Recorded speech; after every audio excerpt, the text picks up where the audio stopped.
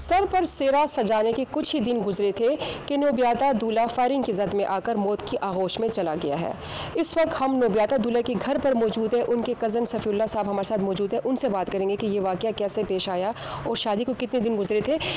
जी ये बताइएगा सर कि ये वाक़या कैसे पेश आया और शादी को कितने दिन गुजरे थे कि वो मतलब उनकी डेथ होगी। जी 7 की शादी 9-10 नवंबर को हुई थी और शादी के तकरीबन 5 दिन बाद फ्राइडे को उनके वालिदैन ने साथ को कहा कि आप दुल्हन को कहीं बाहर घुमाने ले जाओ या बाहर कहीं डिनर वगैरह कर लें।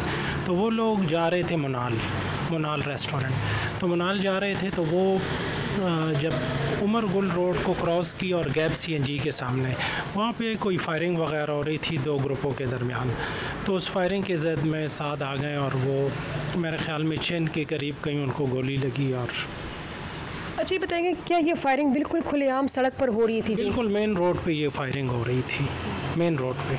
अच्छा मुझे बताएं कि उनको कितनी गोलियां लगी? उनके साथ उनके और फैमिली मेम्बर्स थे, उनके मिसेस थे, उनके साथ कितने लोग मौजूद थे फैमिली के? उनके साथ उनकी मिसेस थी और एक मामू थे, लेकिन वो मेरे ख्याल में उस गाड़ी में थे या कि दूसरे में थे, वो भी साथ थे। अच्छा जो दूल्हा जो था वो खुद गाड़ी ड्राइव कर रहा था? दूल्हा खुद गाड़ी ड्राइव कर रहा था और मिसेस उनके साथ आगे बैठी थी। अच्छा ये मुझे बताएं कि जब वो फायरिंग के जद में आए तो कहाँ पर उनकी गोलियाँ लगी? जी गोली उनकी चिन पे लगी थी, एक ही गोली लगी है।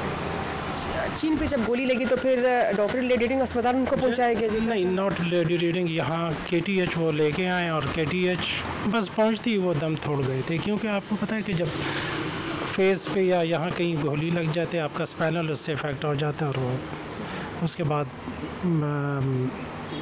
बचने के चांसेस बहुत कम होते हैं।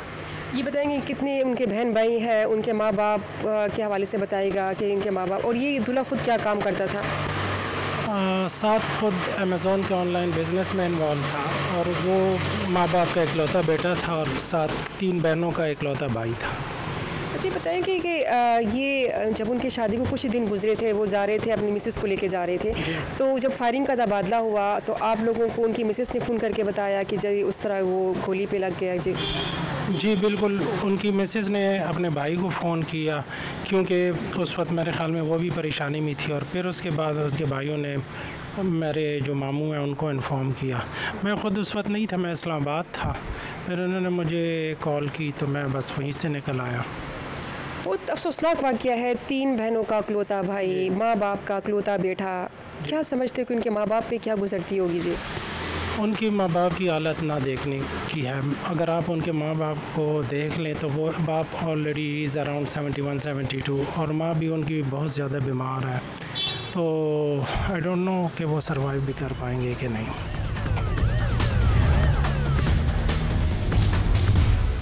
जुल्म की इंतहा और माशरती बेहिसी देखें कि पेशतखरा में 2 फरीकैन के माबैन फायरिंग का तबादला हुआ, जिसकी जद में गाड़ी में जाता हुआ दूल्हा जाम बाग हो गया। पुलिस ने कार्रवाई करते हुए 2 मुलजमान को तो गिरफ्तार कर लिया है। इस वक्त मैं मौजूद हूँ गुलबर्ग थाने में और हमारे साथ मौजूद है जो 2 मुलजमान जिन्होंने फायरिंग की आपस में और उसकी जद में नोबियाता दूल्हा जो है वो जाम बाग हो गया। एक दूल्हे का घर, उसकी माँ, उसकी बहन, उसके ख़ानदान जो है वो तो उजड़ गया। लेकिन हम इनसे बात करेंगे कि इन्होंने फायरिंग क्यों की और किस बुनियाद पर फायरिंग करते हुए इन्होंने करके जो दूल्हा जाम बाग हुआ वजह क्या थी। जी ये मुझे बताएं कि आपने फायरिंग की, क्या आप लोगों के दरमियान क्या लड़ाई चल रही थी और वो भी आप लोगों ने एक चौक में लड़ाई की है, फायरिंग की है जिसकी वजह से एक दूल्हा जाम बाग हुआ, क्या कहेंगे आप? ये खुसरो की वजह से फायरिंग हुए। ये हमारा चाचू का बेटा है, एक प्रोग्राम में उसके साथ लड़ाई किया था और उसके बाद 3 दिन के बाद ये हम जा रहा था घर और वो लोग हमारे ऊपर आ गया कि डायरेक्ट किसके साथ फायरिंग शुरू किया है। मैंने एक आदमी को पकड़ा है कि मत करो फायरिंग, उसने भी हमको मारा है, फायरिंग किया है। रियाज नाम है उसका और ये हमारा हमजा चाचू का बेटा है, वो ये अख्तर के साथ लड़ गया। इसने अख्तर के ऊपर फायरिंग किया, अख्तर ने इसके ऊपर फायरिंग किया, उसमें ये दूल्हा भी लग गया और मैं भी लग गया हूँ और ये हमजा खुद भी लगा हुआ है, ज़ख्मी हुआ है।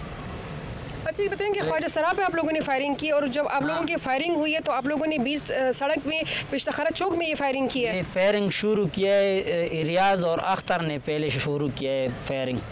उन लोगों ने ये फायरिंग बीच सड़क पे शुरू किया है।